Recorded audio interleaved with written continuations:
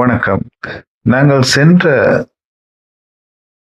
வீடியோவிலே நாங்கள் ஒரு குழுவை பதிவு செய்து அந்த குழுவை பேக்கப்போடு செய்திருக்கிறோம். இந்த குழு எங்கே இருக்கிறது, எங்கே பதிவாகி உள்ளது என்று நீங்கள் யோசிக்கலாம். இங்கே நீங்கள் இந்த ட்ரீம் சேவ் முதல் பக்கத்திலே குழு உள்நுழைவு என்ற பக்கத்தை நீங்கள் பார்க்கலாம். இங்கேதான் நாங்கள் எங்களுடைய இந்த குழு இருக்க வேண்டும். இங்கே பார்த்தீங்கன்னா நாங்கள் உருவாக்கின அநேக குழுக்கள் இங்கே இருப்பதை நீங்கள் அவதானிக்கலாம். இந்த குழுக்கள் நிறைய இருப்பதிலிருந்து நாங்கள் எண்ணத்தை தெரிந்து கொள்கிறோம். எங்களுக்கு எவ்வளவு குழுக்கள் அமைக்க வேண்டுமோ அவ்வளவு குழுக்களை நாங்கள் அமைத்துக் கொள்ளலாம்.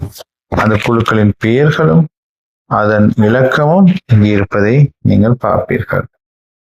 குழு இலக்கம். இப்பொழுது இந்த குழுவுக்குள் எப்படி நாங்கள் உட்செல்வது, அதை நாங்கள் பார்ப்பதற்கு நாங்கள் எடுத்துக்காட்டு குழு மூலமாக அதை செய்ய முயற்சி செய்வோம். இந்த எடுத்துக்காட்டு குழுக்கு வந்தவுடன் நீங்கள் இங்கே பார்ப்பீர்கள் உறுப்பினர் 1, உறுப்பினர் 2, உறுப்பினர் 3.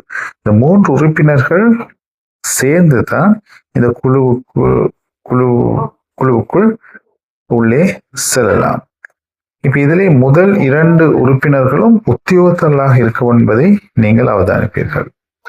எனவே நாங்கள் என்ன செய்யலாம், கடவுள் குறியீட்டை உதாரணமாக இந்த திறப்பு வைத்திருப்போர் 2 அவருக்கு நாங்கள் கொடுக்கலாம். குமார் பெர்னாண்டோ.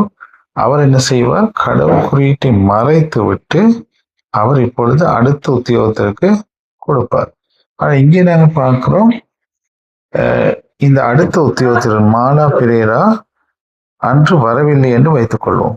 அப்படி என்றால் என்ன செய்வது, நாங்கள் அந்த ஒரு உத்தியோகத்தரை நாங்கள் மாற்ற முடியும். நாங்கள் அவர்கள் செயலாளரை ராணி சில்வாவை நாங்கள் போட முடியும்.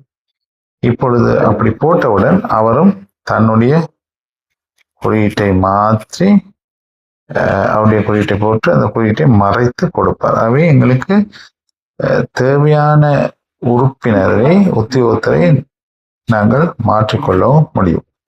இப்பொழுது கடைசி உறுப்பினர் அவர் கட்டாயம் உத்தியோகத்தராக இருக்க வேண்டிய அவசியம் இல்லை.